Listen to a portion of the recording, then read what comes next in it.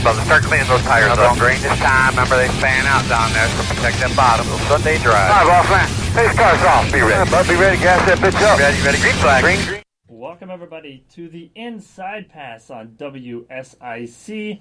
I am Randy Miller. Tom Baker is next to me. It's going to be a great show today, Tom. It's going to be a great show. We have a lot of news to cover, but I'm going to be a little bit biased today because one of my favorite drivers in the Cup Garage is going to join us on the phone. Everybody's favorite drivers. That's true. I think even the other drivers, I think he's one of their favorite drivers. Yes, yeah. He's done a lot in the last probably year and a half to gain popularity, and he has become easily one of the most popular drivers. I believe he finished third in fan voting for the most popular driver award this year. Matt Dibennedetto is going to join us on the phone in the next segment. He has a brand spanking new ride with the Wood Brothers, one of the most legendary, probably the most legendary NASCAR team in the garage area. And so big things are happening for him. We're going to get to talk to him about his 2020 season as he gets ready to head to Daytona and try to do what he couldn't do last year, which is win the Daytona 500, 4 laps short, being caught up in the big one. So we'll talk to him about all of that.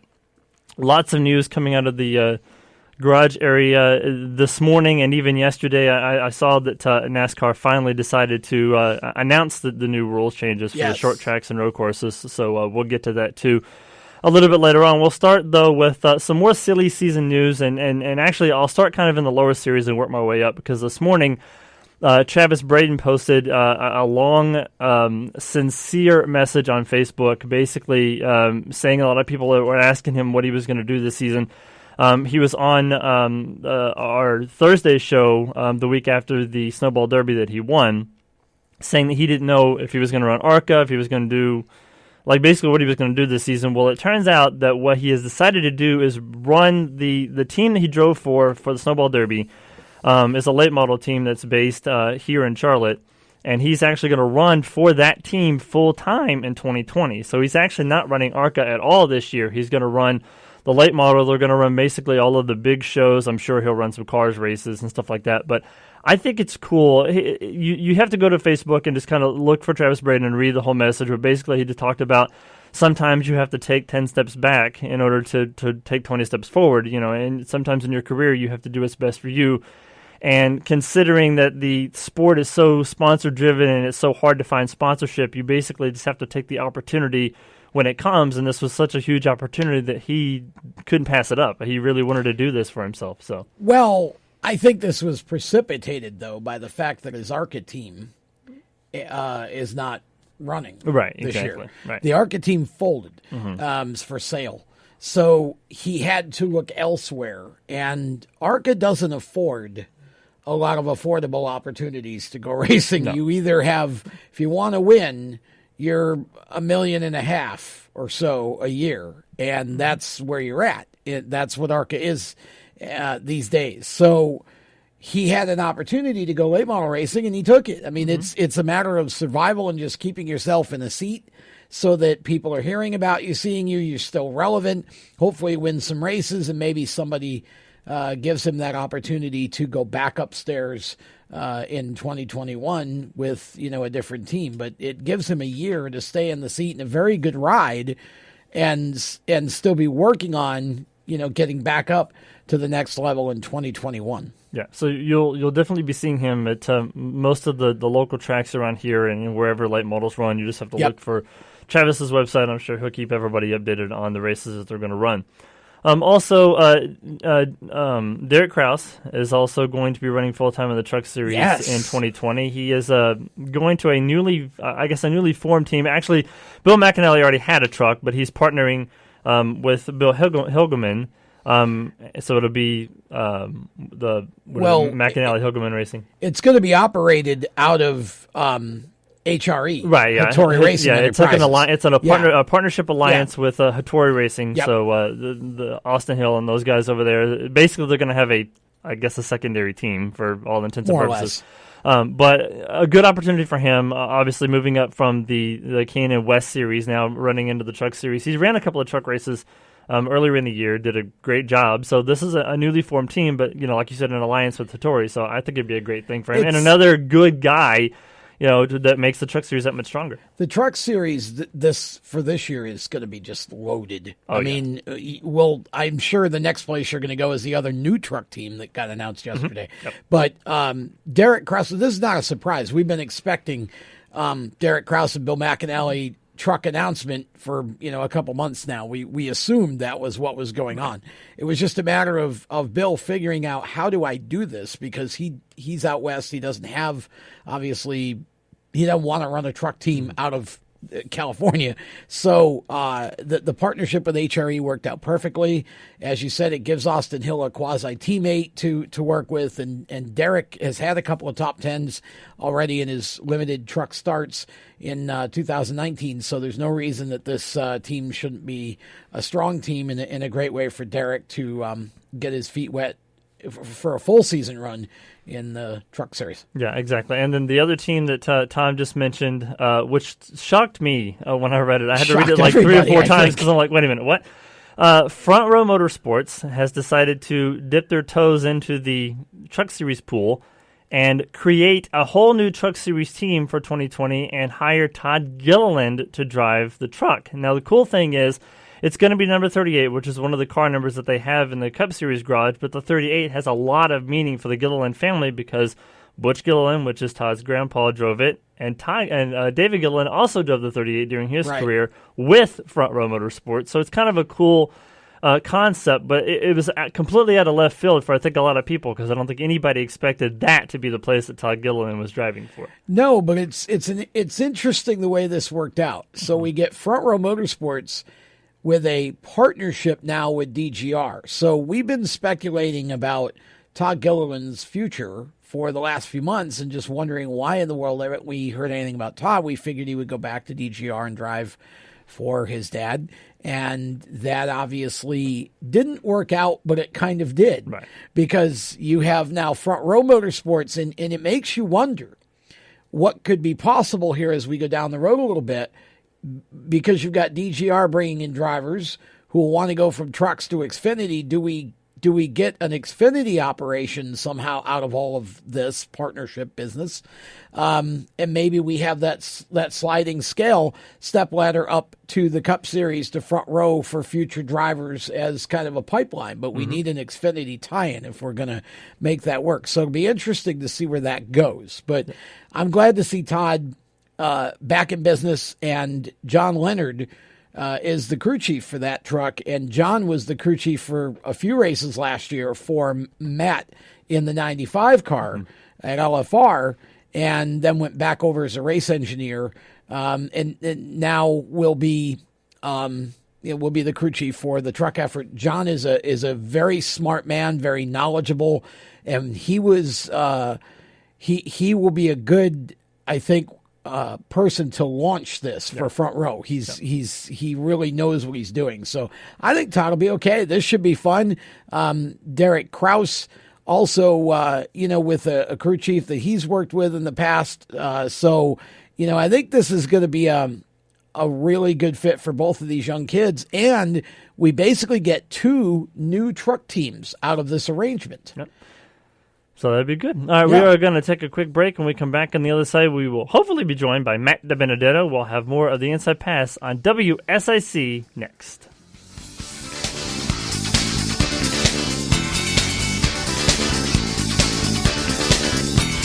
This is News Talk 105.9 Lake Norman, 100.7 Greater Statesville, WSIC, where Denver turns first for breaking news and severe weather alerts. Are you tired of spending your whole weekend cleaning your house? Get your life back with Action Jackson Cleaning Services. Big or small, we can clean them all. Fully licensed and bonded. Call today. Action Jackson Cleaning Services at 704-928-6818.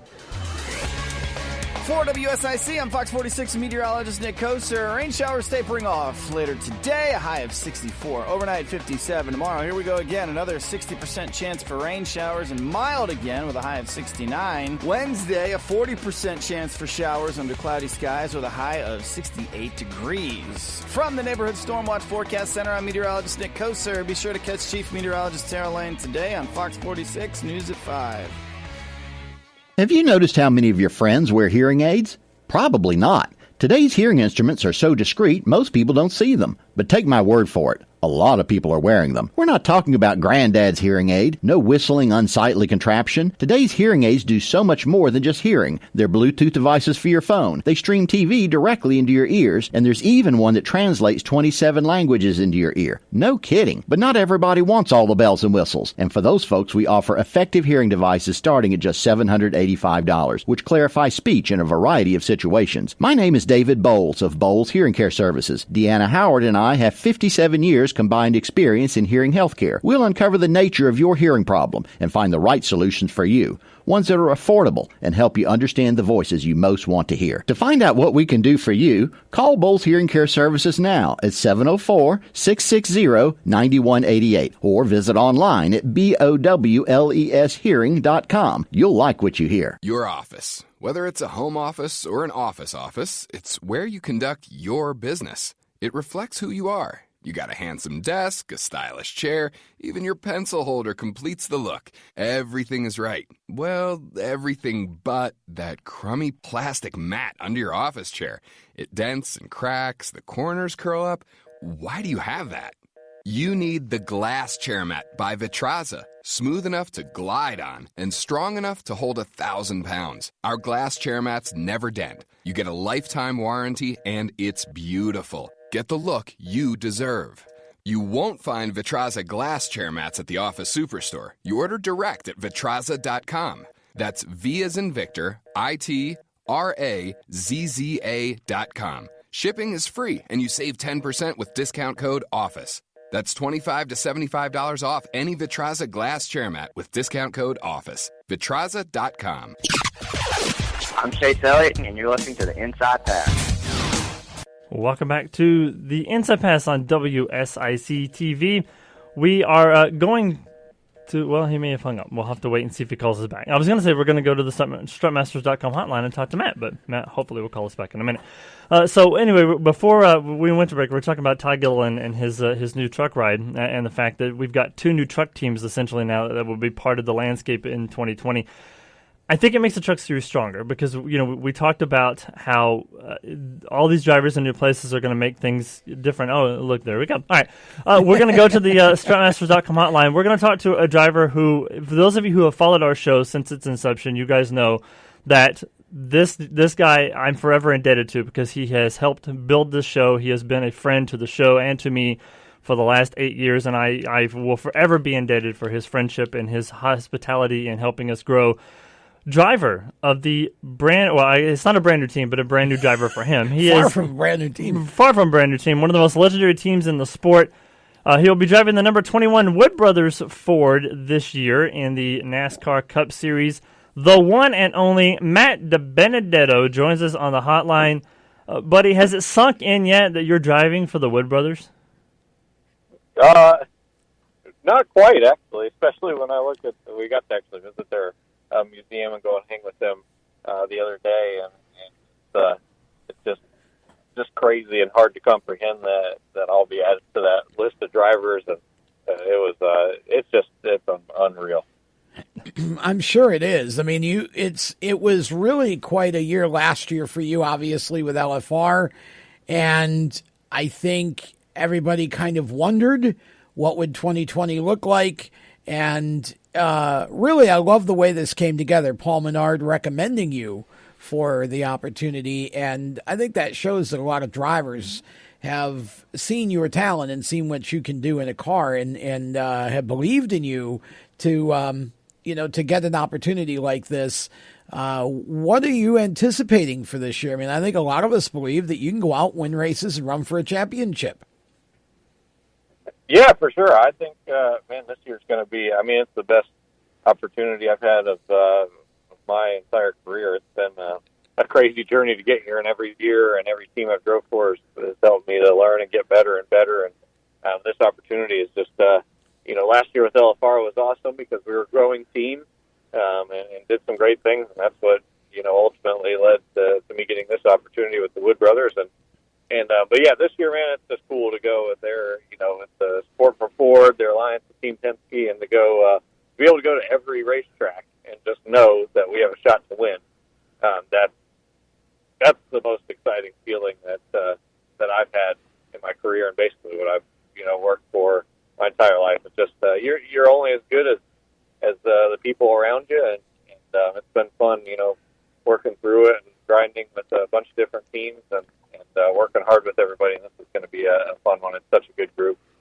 Yeah, it's funny to me. We've fans of the show have known you for the last 8 years, and the journey that you've been on since we started talking to you way back when.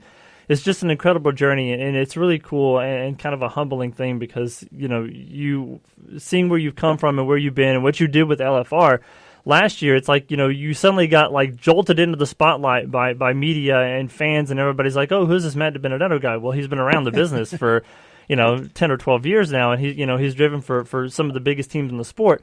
But what you've been able to accomplish with such a small team like LFR and being close to winning races and, getting those career finishes, and then what happened last year at Daytona, coming, 4 or 5 laps short of winning the Daytona 500. Now it's kind of like an opportunity for you now to go into this season and not really redeem yourself, but know, that you're in a place now where definitely winning races and getting those finishes and making the playoffs is going to be a huge possibility for you. Talk a little bit about how, the journey of where you started, where you've come from, and, now being able to drive for the Wood Brothers.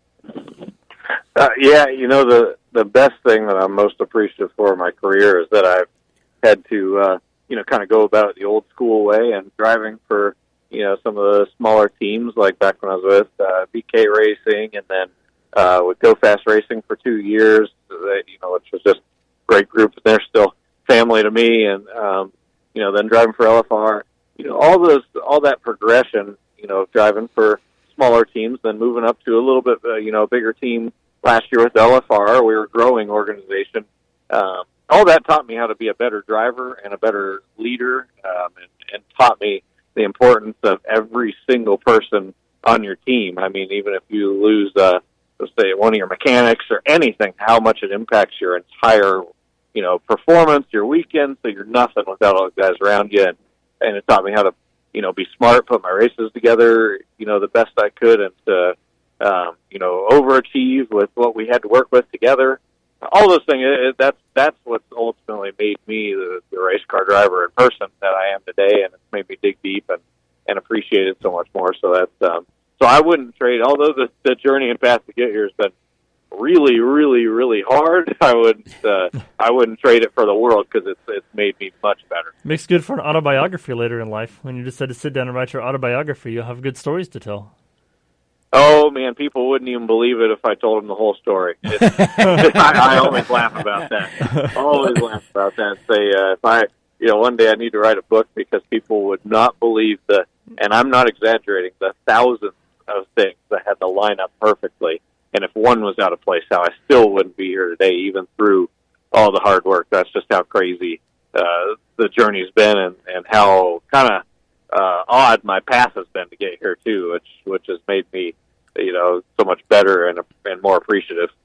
Well, I think that you really give hope to the Saturday night racer too, because I've known you since you first came over here, and we're running late models at 15 or 16 probably. And your story is not a story of Daddy rode a check or Grandpa rode a check or whatever, kind of the sort of stereotypes that other people like to heap on young drivers who succeed in the sport. Your story is one of, I got an opportunity, I did my best with it. I got another one, I did my best with it. I got another one, I did my best with it. And I just refused to give up until somebody gave me the opportunity I thought I deserved. And I think that goes to show that it still can happen in the sport. You may have to work a lot harder, and it may take a lot longer, but if you want it bad enough, it is still out there for you. It's been insane.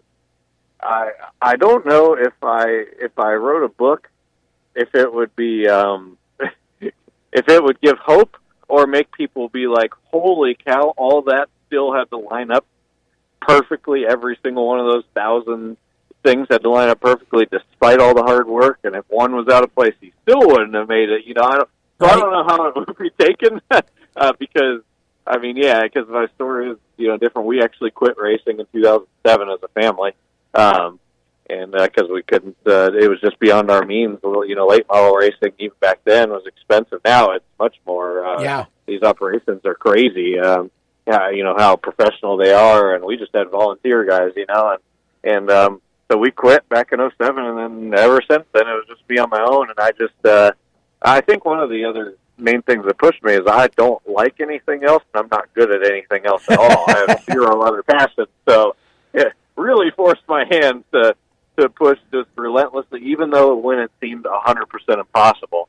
And I think many things out of my control happened and led to me being here too, because despite how hard I pushed, like I said, I think back and it just blows my mind every day that, man, if one of these 1,000 things were out of place just barely, if I didn't see this person at this time and this day, I still wouldn't be where I am today. It's just weird.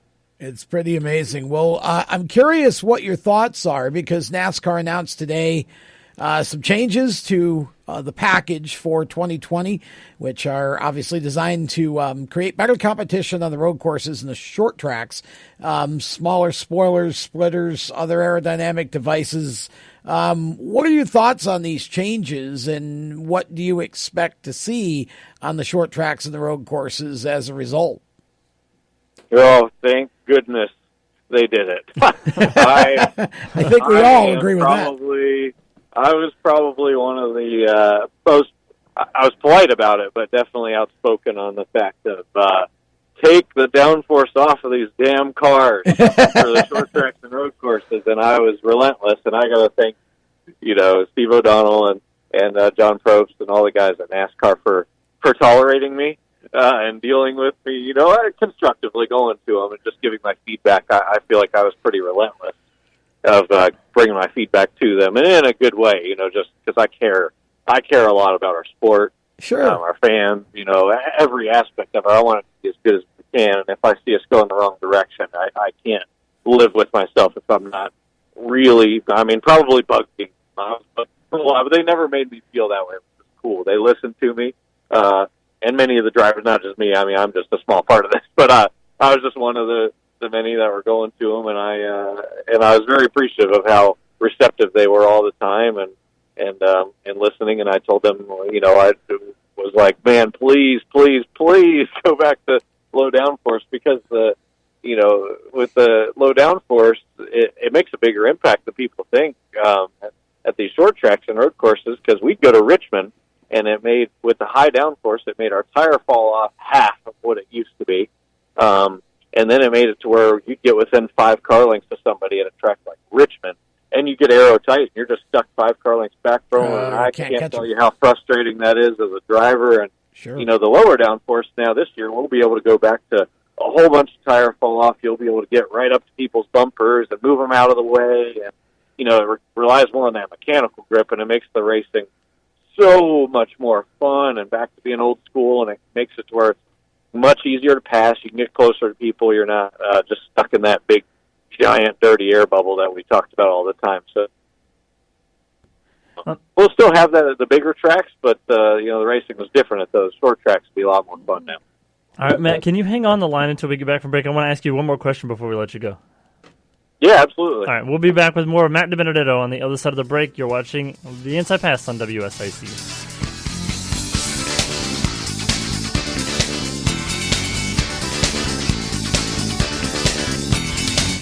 This is News Talk, 105.9 Lake Norman, 100.7 Greater Statesville, WSIC, where the lake turns first for breaking news and severe weather alerts.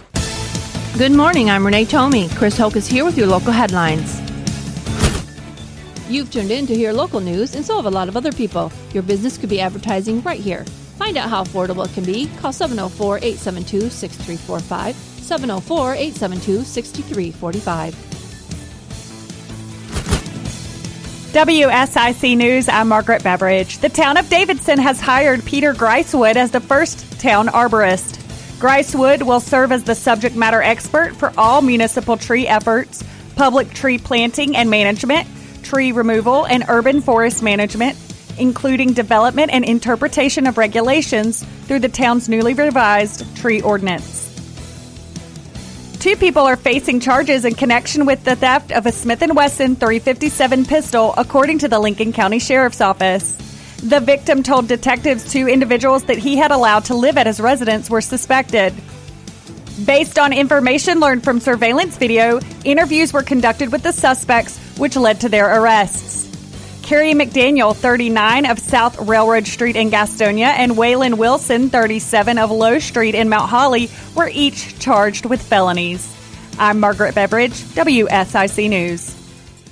This report is brought to you by Windows, Doors, and Molding Warehouse, 1624 Northside Drive, Statesville. We proudly sell American-made Sprouse new and replacement windows. Check them out, WDMwarehouse.com. For WSIC, I'm Fox 46 meteorologist Nick Koser. Rain showers tapering off later today, a high of 64. Overnight 57. Tomorrow, here we go again. Another 60% chance for rain showers and mild again with a high of 69. Wednesday, a 40% chance for showers under cloudy skies with a high of 68 degrees. From the Neighborhood Stormwatch Forecast Center, I'm meteorologist Nick Koser. Be sure to catch Chief Meteorologist Sarah Lane today on Fox 46 News at 5. Windows, Doors, and Molding Warehouse, where you can get 100% American-made double-hung replacement windows for less than $137 each. For details, check us out at WDMwarehouse.com or come see us 1624 Northside Drive in Statesville. Mayhem is everywhere. I'm your new bangs, and you can't stop staring at me. That's it. Just tilt the rearview mirror over here. And while you're checking me out more times than a library book, your car is wandering into that lane over there. More bangs? Neat. And if you've got cut rate insurance, you could be paying for this yourself. So get Allstate. Call me, Allstate agent Kyle Houston, today, 980-434-7000. This is Justin Lofton, and you're listening to the best guys on the radio, the Inside Pass.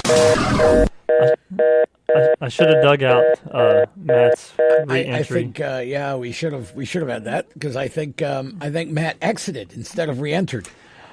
Oh well, maybe he'll call back. If he does, then we'll talk to him again. I just want to ask him another quick question before we let him go for the day. I was actually going to tease him about something I found when I was trying to find a picture, like a post picture to put on the website to promote him being on the show. I was looking back at photos of him from 15, 20 years ago, and there was one that I found of him. He had to be like probably 14, 15, maybe 16. He looked like he was like a $150 soaking wet, had the 80s bowl cut haircut. I was like, how do you go from that to looking like you barely fit in your clothes? A lot of hours of work. Yes, and he does put in many, many hours in the gym. The phrase gym rat. And plus, he would be a good person to ask about the topic we're going to talk about in a minute between iRacers and racing, because he's an iRacer too. Yes. Or started, as an iRacer, and I guess he started as a racer and then went into iRacing, because of racing. But that brings us to a topic that I want to discuss, and if he calls back, we'll talk to him again. But so there was this huge controversy over the weekend on Twitter because Doug Coby had actually posted a tweet. He races in the modified series. He tagged Justin Bonsignor in the tweet as well. I don't know if he ever got involved in it. I was trying to read through all of the I don't think Justin ever firestorm that happened. Basically, Doug was calling out iRacers because I think on Friday there was this big news conference that happened where the iRacing League basically announced the drivers for all the leagues. Sponsorship announcements. This is huge. It was a media day. Yeah, it was a media day basically for iRacing, and it really angered some of the drivers in some of the smaller series of NASCAR because they feel like that the iRacing leagues and the iRaces were taking away sponsorship and taking away potential marketing and potential, television and stuff like that, because NBC actually has an agreement with iRacing to broadcast, I guess, the season finale or the championship race of iRacing every year on TV.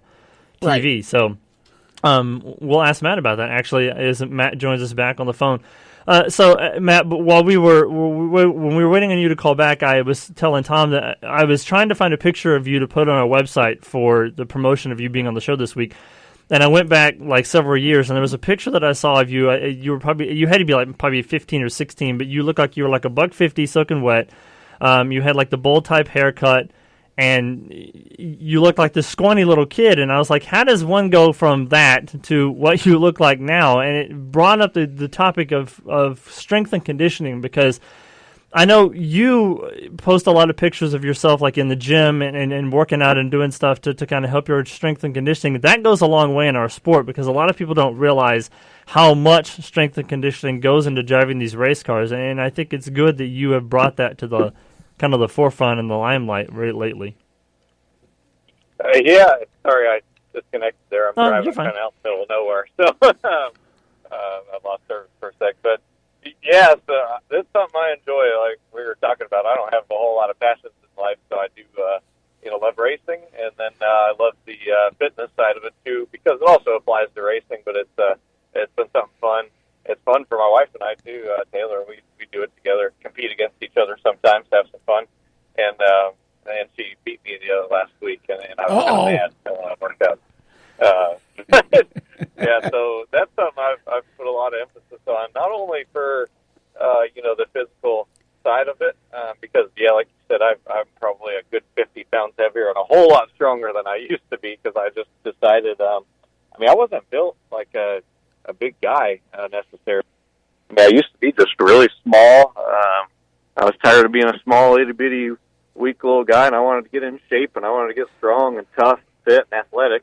And so, I had to eat and still have to eat so freaking much, and train really hard, train a lot. But you know what the biggest impact I have, our place we go to, CrossFit Top Valley, and some of my training aside from that, I also do a program called Muscle Anarchy by Thunderbro is the company. So I do both.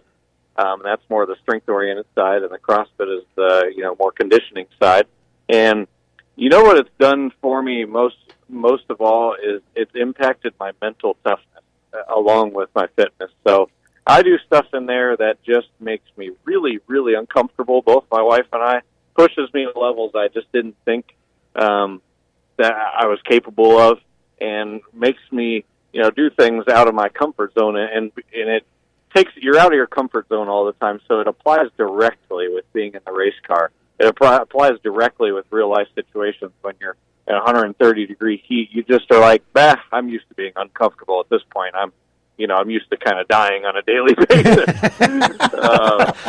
So things just don't bother me anymore. I mean, even it may be the silliest day-to-day life situation, just doesn't bother me. So it impacted my entire life by training that way. And it's not like it's some crazy, people think I do something insane. It's not some crazy training regimen. I mean, aside from I do the extra strength stuff, but aside from that, the CrossFit training, my wife and I do together.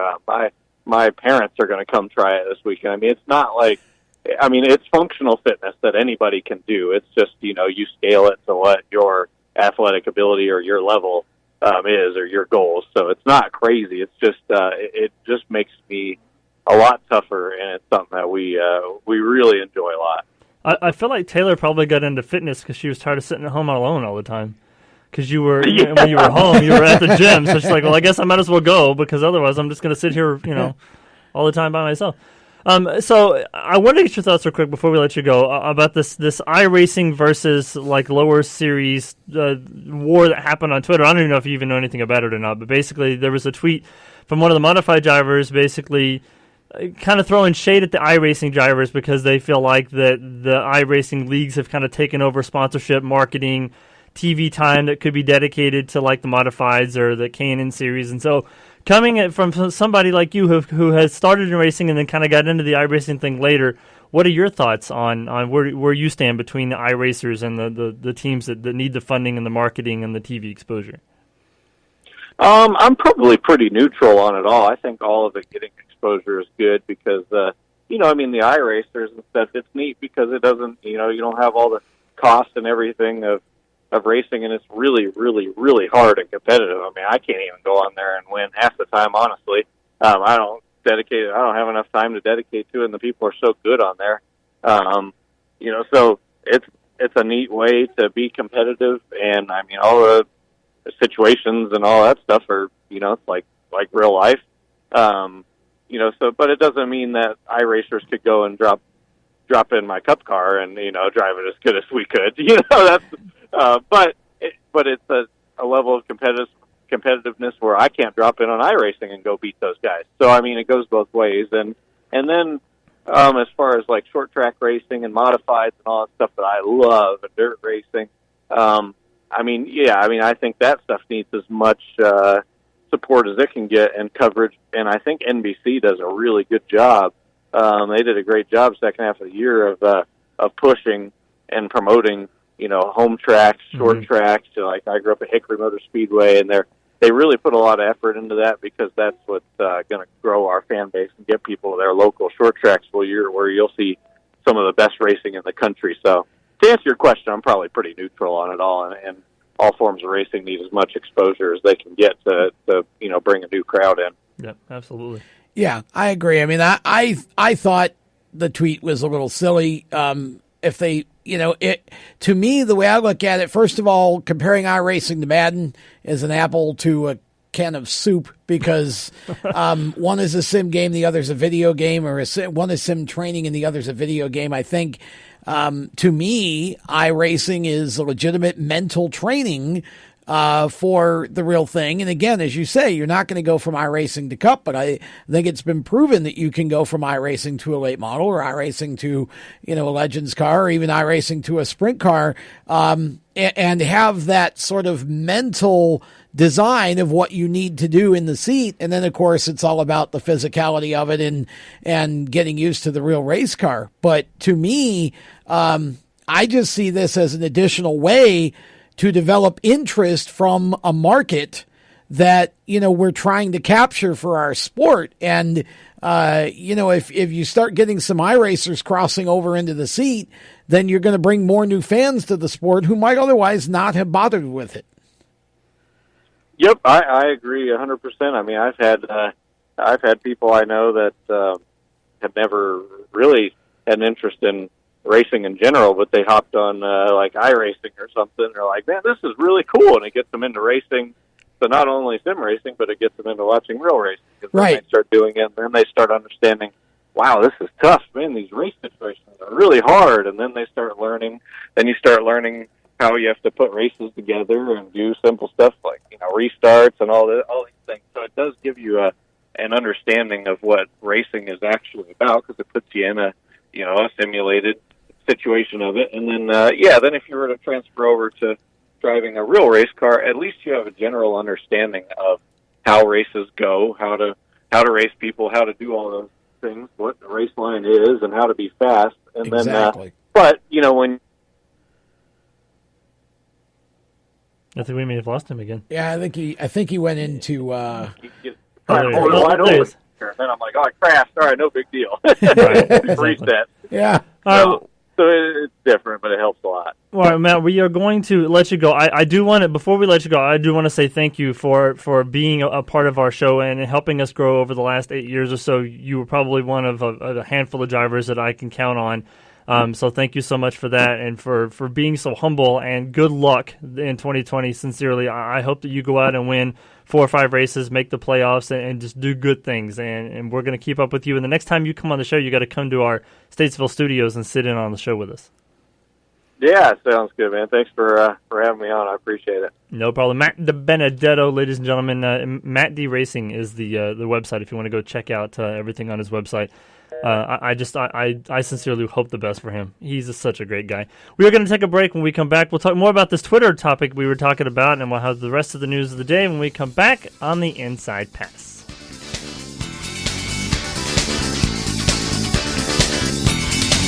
This is News Talk 105.9 Lake Norman, 100.7 Greater Statesville, WSIC, where Cornelius turns first for breaking news and severe weather alerts. Hey, this is Tracy Austin. Join me Thursdays at 8:30 a.m. to 9 a.m. for Mental Fitness Matters. Learn ways to improve and reach your peak mental performance. Right here on News Talk 105.9, 100.7, WSIC. For WSIC, I'm Fox 46 meteorologist Nick Koser. Rain showers tapering off later today, a high of 64. Overnight 57. Tomorrow, here we go again. Another 60% chance for rain showers and mild again with a high of 69. Wednesday, a 40% chance for showers under cloudy skies with a high of 68 degrees. From the Neighborhood Stormwatch Forecast Center, I'm meteorologist Nick Koser. Be sure to catch Chief Meteorologist Sarah Lane today on Fox 46 News at 5. WSIC News, I'm Margaret Beveridge. A suspect has been charged in Catawba County with felonious amounts of marijuana, Xanax, and a concealed firearm following a traffic stop. Jaden Sloan, 19 of Hickory, was arrested and charged with several crimes on Springs Road Monday around 12:45 a.m., according to the Catawba County Sheriff's Office. Sloan was initially stopped for displaying an expired registration. The Charlotte Knights have announced the hiring of new team manager Wes Helms on Monday, according to our news partner Fox 46. Helms is the 22nd manager in franchise history. A native of Gastonia, Helms had a 13-year career from 1998 to 2011 in the majors, with stints with the Braves, Brewers, Phillies, and Marlins. Helms, 43, attended Ashbrook High School. He was selected in the 10th round of the 1994 Major League Baseball June Amateur Draft. I'm Margaret Beveridge, WSIC News. Charlie, the power's flickering again. Hold on, I got it. Honey, are you okay? I smell smoke. Call an electrician. Need a professional electrician? Call Harkey Electric at 800-230-3285. Experienced, knowledgeable, and affordable. Harkey Electric. Don't get stuck in the dark. 800-230-3285. Quick, honey!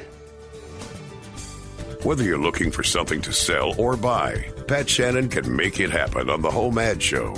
Weekdays from 9:05 till 11 a.m. This is News Talk 105.9 Lake Norman, 100.7 Greater Statesville, WSIC. From the WSIC News Desk, I'm Margaret Beveridge. You may have noticed we've expanded to 1-minute newscasts, bringing you more stories more often. Thanks for trusting us to be your number one news source. Hello, race fans. This is Chris Wright. Thanks for listening to these guys. Man, what some great radio hosts. You're listening to the Inside Pass.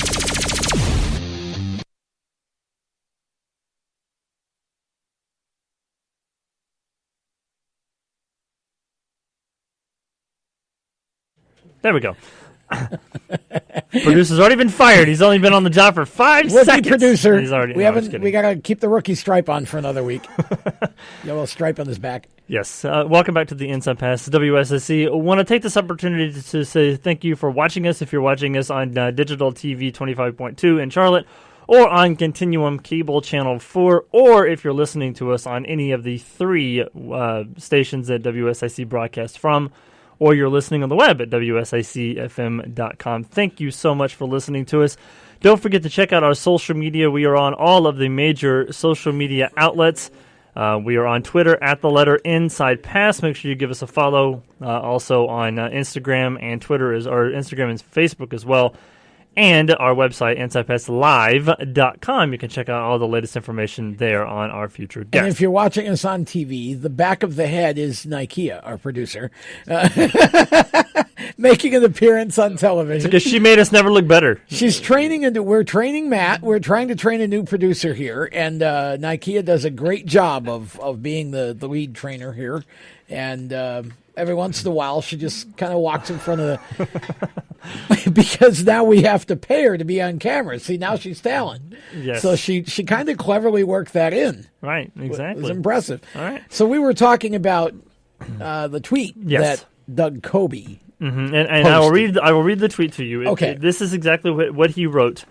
It says, at Justin Bonsignor and I saw people who drive race cars on computers, capitalized, having media days, quote unquote, announcing sponsorships, quote unquote, with the Junior Motorsports and hanging out with Denny Hamlin on Lake Norman. Makes real race car drivers want to puke. Brian Keselowski then jumped in, that's Brad's brother, saying that they think they are on the same level as real racers and it's a mental disorder no different than school shooters.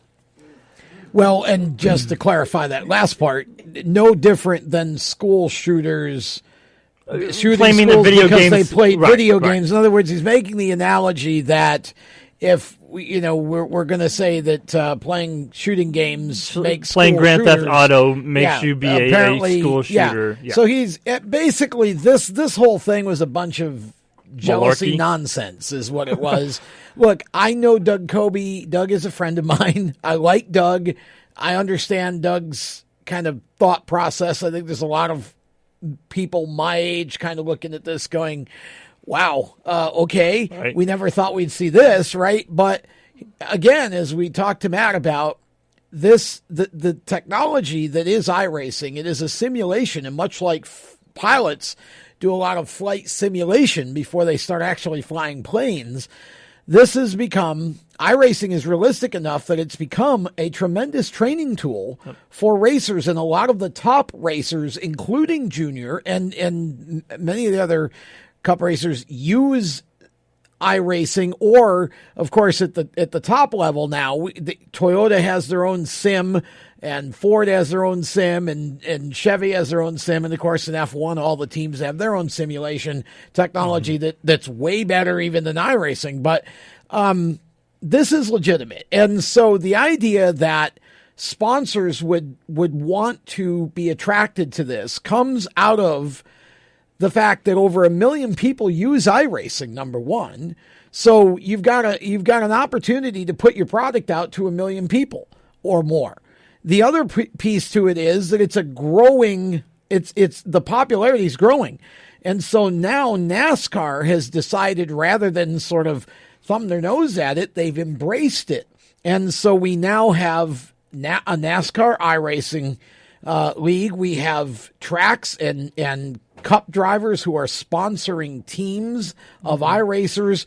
And whether anybody wants to admit it or not, William Byron is a product of iRacing. I think he'd like me to point out that he's actually gotten into, when William came out of the sim into the Legends seat, he won 34 races his first year, having never raced a real race car before. Mm-hmm. He was an instant winner. He won at the K&N level.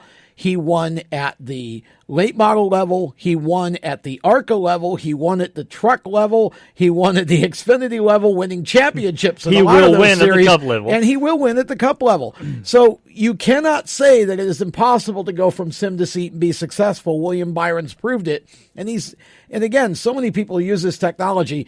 So I understand Doug looking at this and going, well, they're making a big deal out of these people, but they don't make as big a deal out of us. Well, here's my response. It's up to you to make a big deal out of you. Doug has been in the modified equivalent of a Cup ride for the last 5 or 6 years. He's won several championships. And now the car owner's retired. Doug is wondering where his next opportunity is coming from, and I think he just was venting a little bit of frustration. Mm-hmm. Brian Keselowski, on the other hand, was just irrational. Trying to compare iRacers to school shooters, I think we understand now why Brian never was as successful in Cup as Brad. When people, when Brad says he has a brother, they're like, "You have a brother?" Really? Yeah. If this is the kind of thing that you say in public, this explains a lot about why you haven't been more successful in your career, because that's just irrational and completely nonsensical, and it's insulting to anyone who uses iRacing. None of these iRacers that I know, and I know a lot of them, believe that they could just jump in a Cup car. But I did watch an iRacer that I did some work with, Michael Conti, who's been a champion in the top series of iRacing in the past, go to Las Vegas, and get into of course, again, this is a driving experience car, so they're tuned down a little bit. But within 7 laps in that stock car, never having driven anything else before except iRacing, he was as fast as anybody's gone in that car for that, driving experience at Las Vegas. Within 7 laps, he had the line down. So it gives you the mental imagery and the training of, okay, if I'm going to go to Las Vegas, here's where I lift, here's where I get on the gas. The only thing it doesn't give you is sort of the physical pounding. And of course, as I think Matt, the last time he cut out, what he was trying to say was the one thing that the one way it is kind of a disadvantage is you can be brave on iRacing because if you crash, you just hit a reset button, you get a new car. Right. But, so you got to learn how to sort of develop that finesse and that driver's craft and sense. But I just thought that whole thing was very silly. And, I think people have just got to realize that this technology is here to stay and we all have to adapt to it. I don't blame sponsors for catching on because the more the popularity grows, the sponsors are going to naturally gravitate to it. So, if these drivers of these lower series want to complain about it, well, my response is get off the couch, go see some businesses and get some sponsors. Tell them why you're a better deal than the iRacer. And if that, because trust me, they're out there. Yep, that's exactly right. All right, we've got some other NASCAR news and notes before we get off the air today. One of them being Atlanta Motor Speedway is trying to get a second Cup date once again. The kicker here is that they said they only want to ask NASCAR if they are allowed to build a $1 billion casino on their property. Apparently, casinos bring out NASCAR fans, so they feel like if you build it, they will come. Well, I think casinos bring out people who That's they true. might be hoping while they're there will go to the NASCAR race. I think it's the same line of thinking behind why did NASCAR move Homestead Miami from championship weekend to spring break weekend? Well, because it coincides with spring break weekend in Miami. Right. Now, I think it's a recipe for disaster personally, but I hope it doesn't. I hope it works out better. But it there again, you're wanting to take advantage of the new.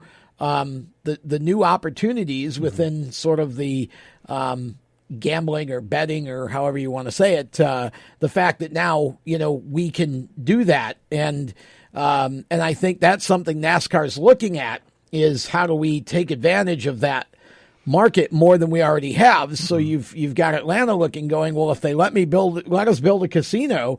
Shoot, we'll book a second race. Right, why not? Also, last week we talked about Colleague Racing making a big announcement, and it was quite a big announcement, I must say. They are going to field a Cup car for Justin Haley for the Daytona 500. This will be the first time that Colleague Racing has dipped into the Cup Series pool. They got a little bit of help doing it, but for the most part, it will be a Colleague car, and it will be Justin Haley behind the wheel. They're kind of taking advantage of the July race where he won from the Spire Motorsports car after the rain delay. But hey, strike the iron while it's hot. Why not? Well, here we were a week ago saying, one of the things about Colleague was they were focused totally on Xfinity. Had no reason that they wanted to go to Cup. Chris was listening and said, "Hold my beer." Yeah, Chris started laughing at us and put out a PR that says, "Hey, we're going to Cup." But it is for one. It is for one.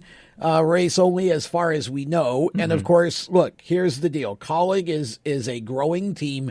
Fraternal Order of Eagles, I think, had probably loved the idea that they got all that publicity out of Justin's win in July. And Justin is a legitimately good super speedway racer at a young age. And I believe that car will be a contender to win the 500, given that, it doesn't take necessarily the level to win a super speedway that it does, say, a 1.5 mile track. So right. I think they'll be just fine. I think it's great that they're doing this. Colleague Racing is slowly establishing themselves as a big-time team in NASCAR, and they're doing it the right way, one small step at a time. I wouldn't be surprised to see them run all the super speedway races with Justin this year. Probably so, especially if he wins the Daytona 500. Yep. David Reagan also going to run the 500, even though he's retired for Rick Ware Racing, so he gets one last hurrah to go out and run the Daytona 500. Well, he didn't say it was his last one. That's true. He just said he was going to retire. I think he just likes the idea of I could run a few super speedway races, have some fun, and be done with it. Yeah. Also, if you're going to be in the Homestead area, you can go to the Next Gen test on tomorrow and Thursday. Eric Jones is going to be behind the wheel, but the test is open to the public if you have tickets to the Homestead race. So get your tickets to the Homestead race and then go to the test, because that should be interesting to see. That is Feedback has been great for the first two drivers who've driven this Gen 7 and this will be the first time on a 1.5 mile track. Yep. Our thanks to Matt Dibennedetto for joining us. Good luck to him this season, and we will see you guys Thursday for Madness. For Tom Baker, I'm Randy Miller. We will see you guys next week with more of the Inside Pass right here on WSIC. Have a great week, everybody.